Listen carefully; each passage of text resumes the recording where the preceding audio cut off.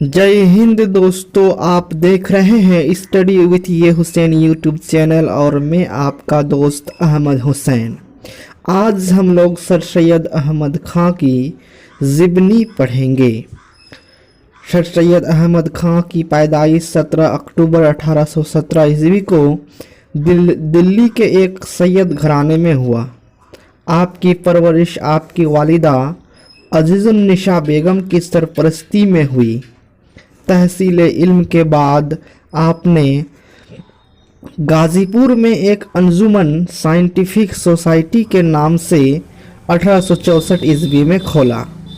1870 ईस्वी में तहज़ीबुल इखलाक जारी किया।